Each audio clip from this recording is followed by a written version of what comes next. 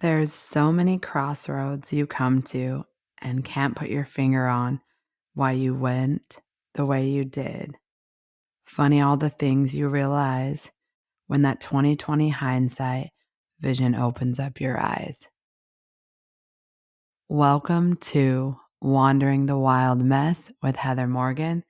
I am so happy you're here.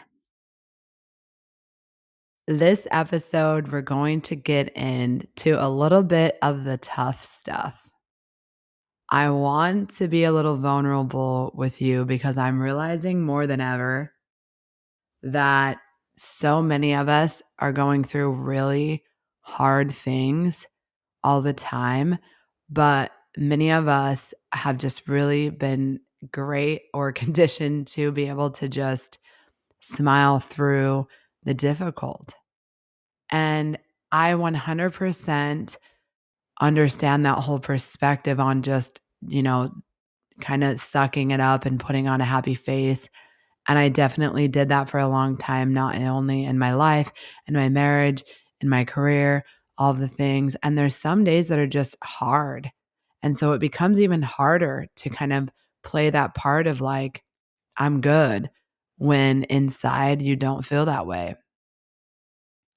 And I have came so far, and I'm so happy to be in such a happy, light space, but I can still be taken back to hard thoughts and I think we all just have to kind of pull ourselves out of those.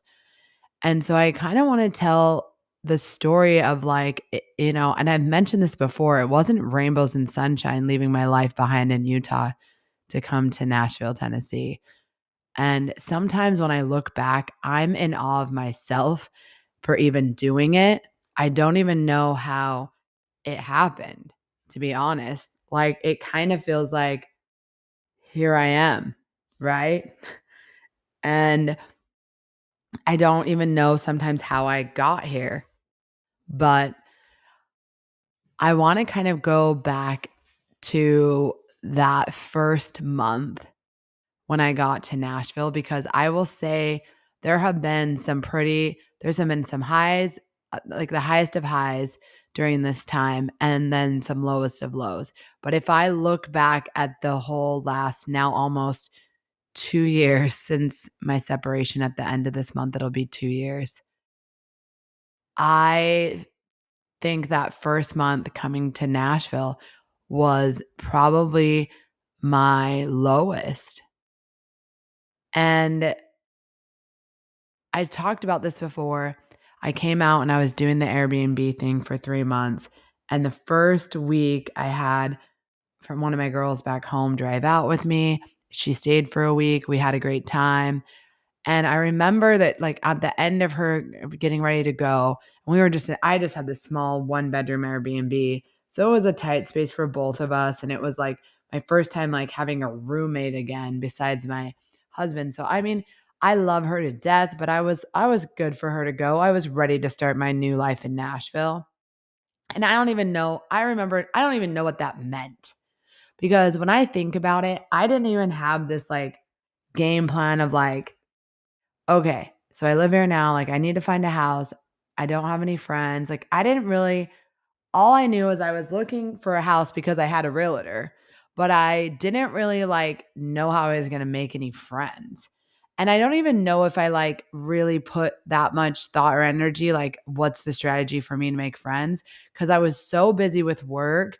And then my spare time was like looking for a house and going to see houses. And then I was like maybe going to dinner and I'd like maybe meet people out. But I wasn't like just running into like random girls really. I was like more, men coming up and like talking to you.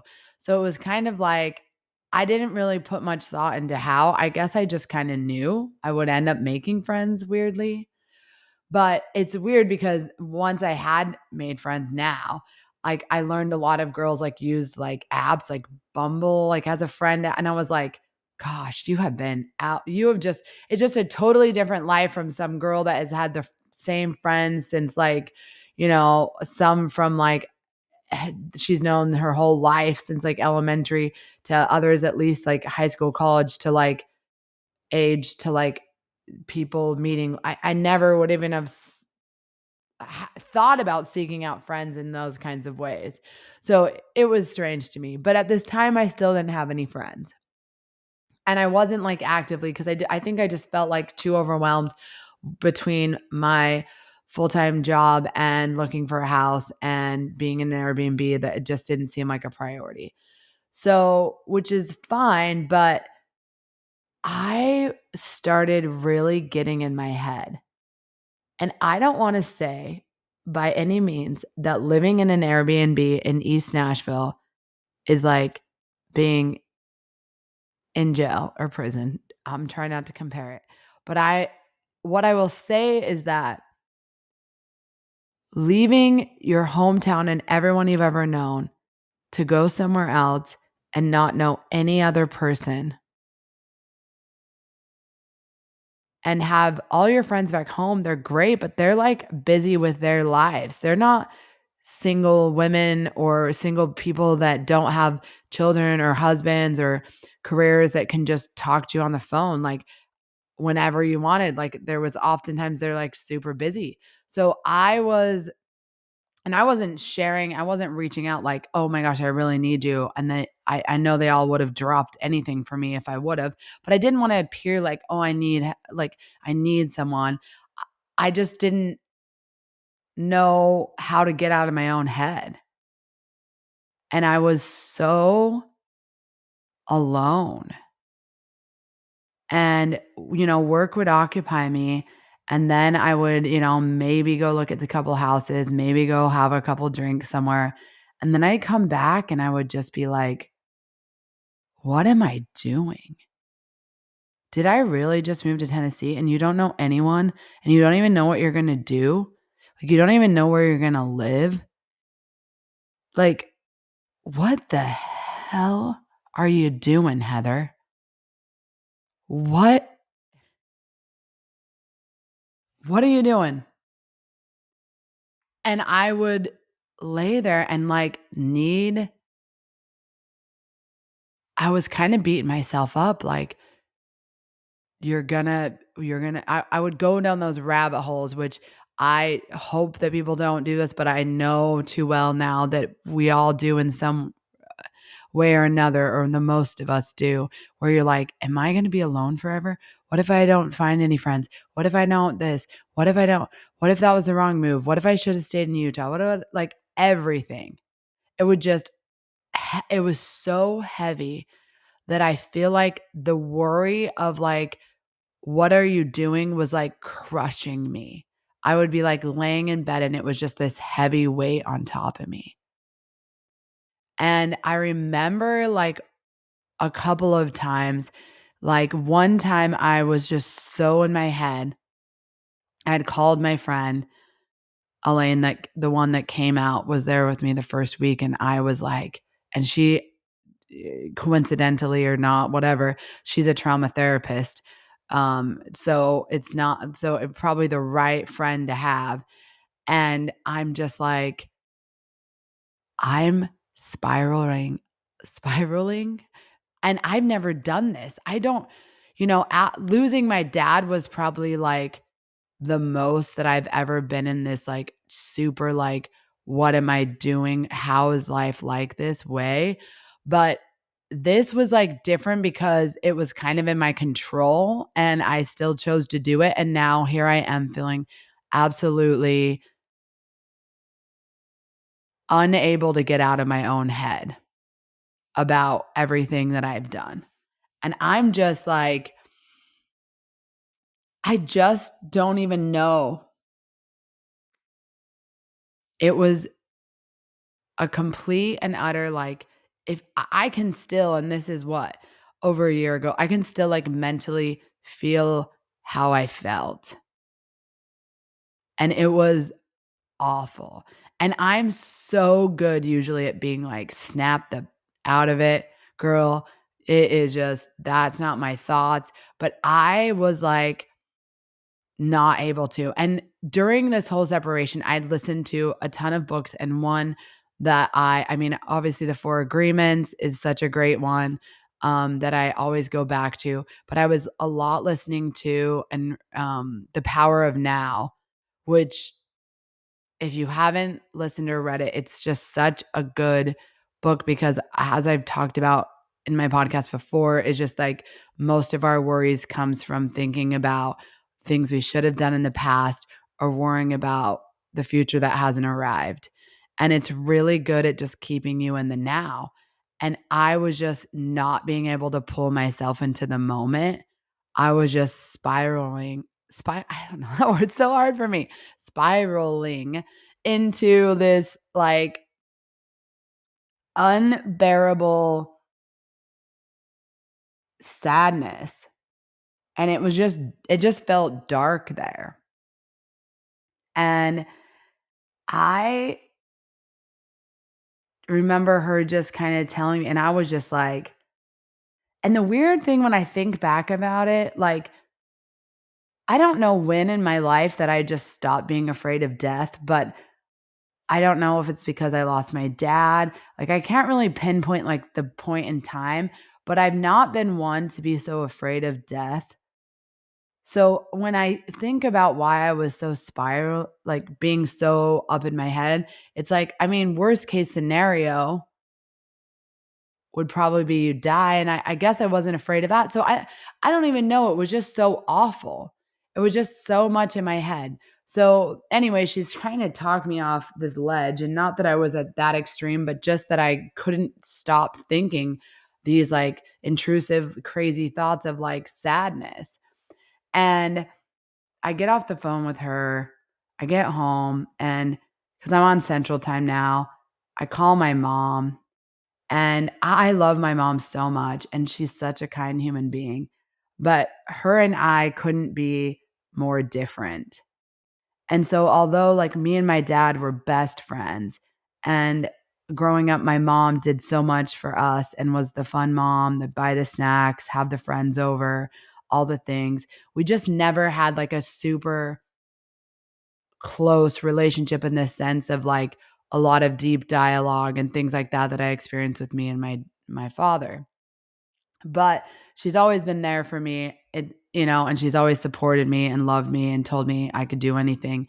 And so just been great. It just hasn't been that what people would think is like, oh, your mom's your best friend. Like we just didn't have that dynamic. We don't have that dynamic, but we know we understand each other and we love each other for what we have. And I love you, mom. We can both admit it's just the relationship she has with my sister is completely different than ours. But that's another topic for another day. But the point is I call my mother and I'm like, I'm just trying to hang in. And that's very not normal for me to kind of show any sign of like sadness or weakness, especially not with people like my family.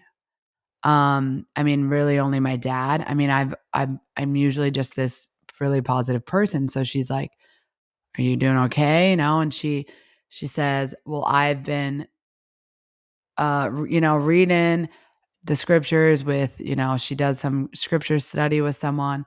Because I looked up all the churches around where you live in Nashville. Have you been out to, one of the, churches yet?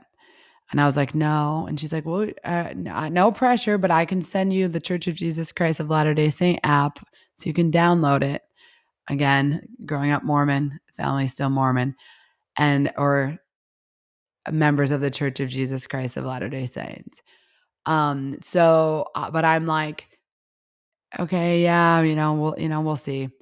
So I get off the phone with her and then I call my grandmother, which is my dad's mom, or sorry, yeah, my dad's mom. So I talked to her for a little bit and she brings, I kind of just give her a feel or two. And she's like, not a, the church doesn't really love divorce. And, members obviously have different views, but she was kind of like, yeah, divorce isn't really that great. I mean, and she's being supportive, but she's just telling me her true feelings. And I'm never going to discredit someone for that.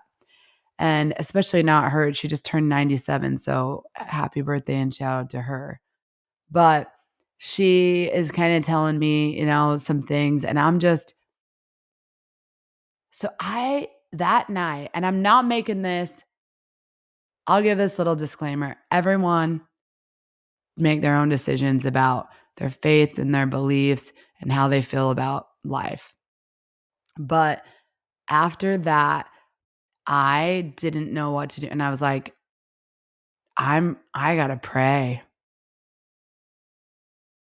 And I remember like getting down and I was just like, please get me out of my head and let me sleep and let me feel peace and let me just do the things I need to do to get through the day without this like mental exhaustion and feeling just like defeated. And I'm not going to say that it was like a whole new world the next day, but continually like having faith in something that will help you through a hard time is so, so powerful. And whether you want to believe that it's God or a source or the universe or just some other higher power, like I don't think that you have to always name it. I'm very open to everyone's way of perceiving life. But that shifted so much of my feelings. And how I started out, at the time, and I always like kind of tie in music here, but Morgan Wallen's album came out, the one with all the songs. And Outlook was one of the songs on it. And that song, oh yeah, One Thing at a Time album. But wait, how many songs was it? I don't know if you haven't seen that clip with Caleb. It's freaking hilarious. 36 songs.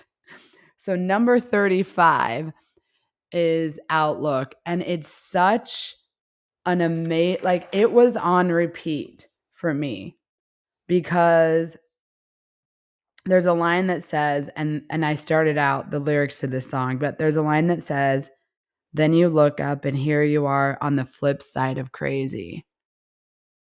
And it's something more than the stars when you get to kiss your baby. I think that's the next line. And it's just kind of saying now my outlook on life is different than it used to be. And that really encompassed how I felt. I 100% always knew that my dad was looking out for me, but I just felt this calm sense of like, no matter what, I'm going to figure it out and it's going to work out. And if something I thought should work out doesn't work out, something better's on the way. And it was such a necessary low to allow me to even be in the mindset that I am today.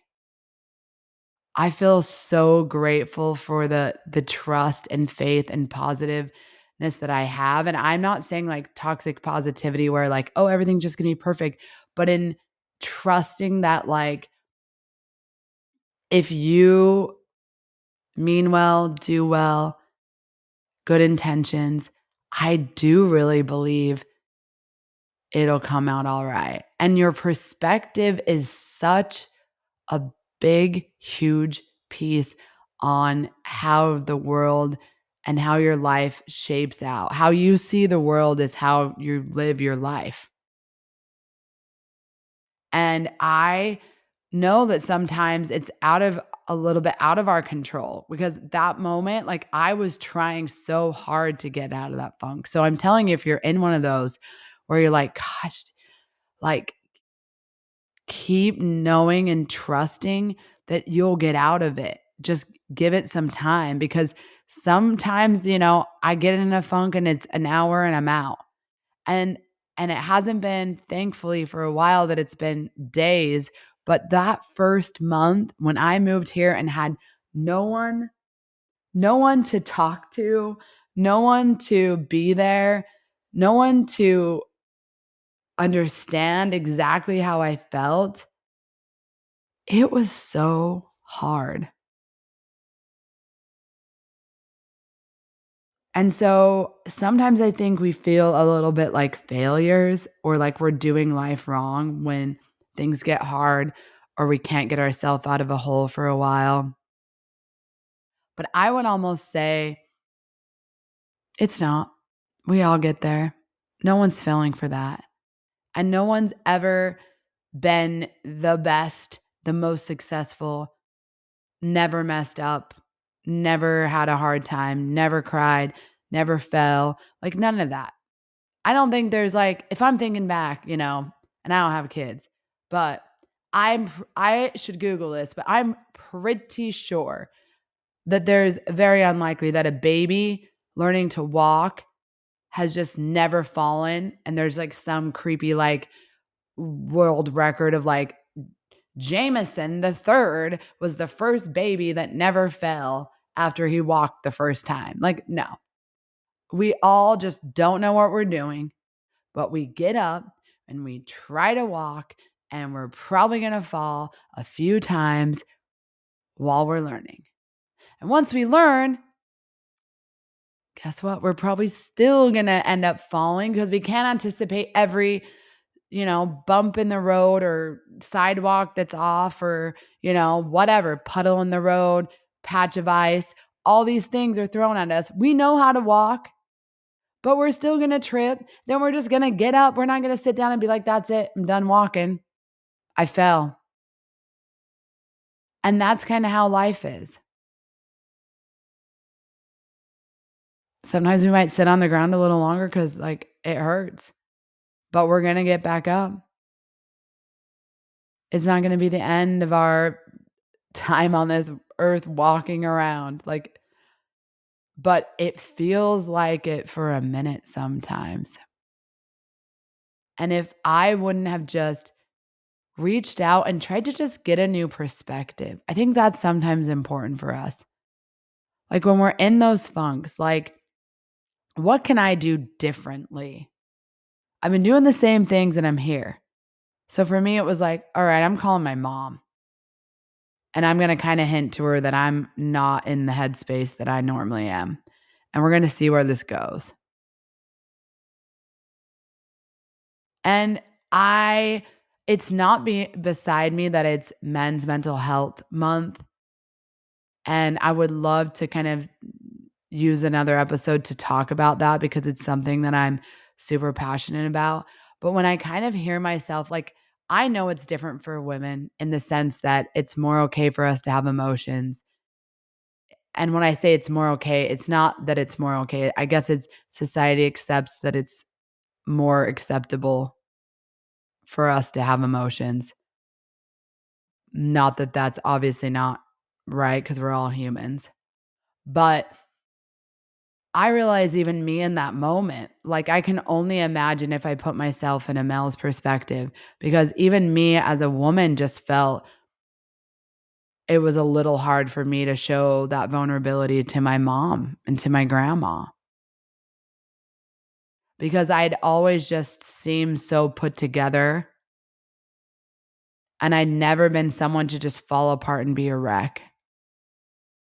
And even when my dad died, I remember writing his obituary. And I probably, I was being strong for my mom and my sister. And like maybe that's like the oldest daughter, like maybe that's, whatever it is. But like even that little taste of understanding of like, I just have to seem put together when I'm not is lonely as can be. So I guess I'll kind of try to be more positive. The good news, y'all, is that I kind of whipped myself out of it. And by the time I was out of that Airbnb, I was in a much better headspace. But I actually need to tell you this last little strange meeting because of that. Because I think in the last episode, I talked about how you always find people you need to find. So this was like the last Airbnb. I'm trying to pull myself out of this funk. And it's like my last week in the Airbnb. So I'm better, but I'm still lonely, don't have friends, just not in a great headspace. But I'm sitting outside. There's a porch on my Airbnb, and me and the dog are sitting outside. And it was like a house, and they had made it like a two Airbnbs on each side. And there was someone on the other side, but I didn't like run into her or anything because they were like facing the opposite ways. And it was like a house.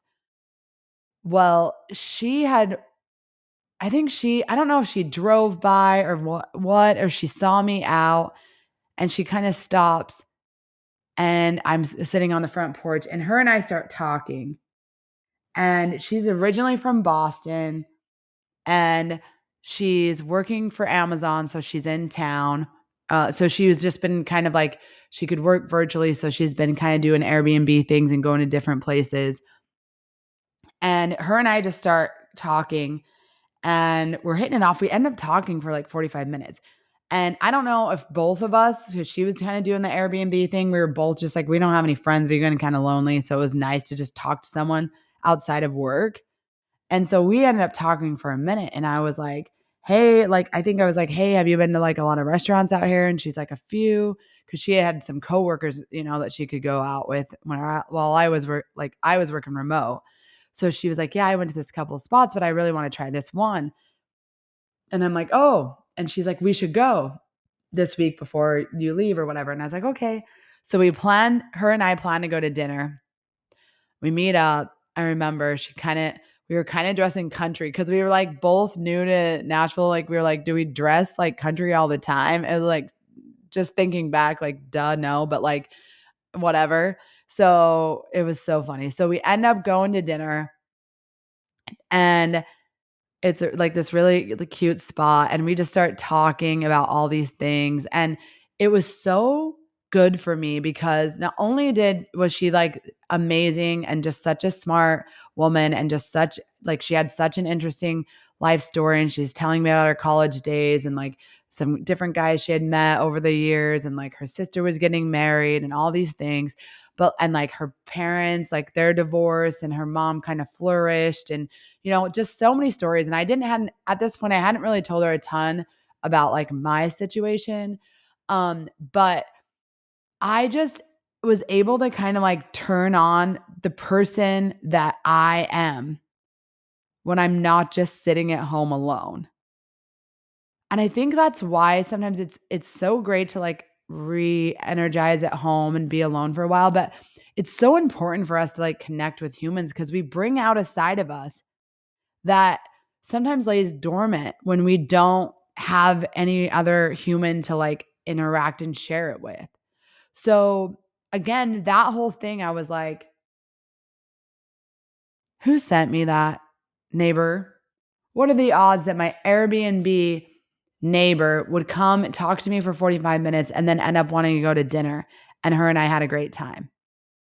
And wildly, fast forward to she literally texted me because we kept in contact, but not like a ton. She's been in town like one other time, but she just texted me like a month ago and was like, hey, I actually moved to Nashville. Let's get together. So, like, I'm going to get to see her again. I'm so excited. But, like, how does that even happen? How? I don't know. Like, you get presented what you need always. And so, those little things just only reiterated to me that if you just like let it go and let it be and trust, good things work out.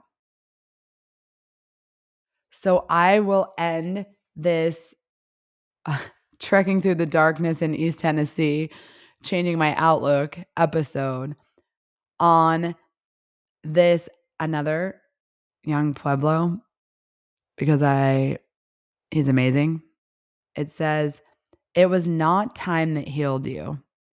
It was your courage to feel everything you used to run from." Being with yourself and meeting your tensions is hard, but it is the only way to release what has been bottled up inside of you. Your pain was simply asking for your attention. Sometimes we have to sit in our pain to heal from it. We have to sit in the grief, the loss, the sadness for enough to feel it and let it be released. And that feels really hard, but you can only come out the other side with like all of that tension released and a brighter outlook if you do it. So I challenge you to sit in some pain if you know it's something that you need to face and trust enough that once you do and you sit in it for long enough and hopefully just a brief enough time, it will leave you and you'll come out with a whole new outlook and a much brighter feeling inside. This was Wandering the Wild Mess with Heather Morgan. You matter.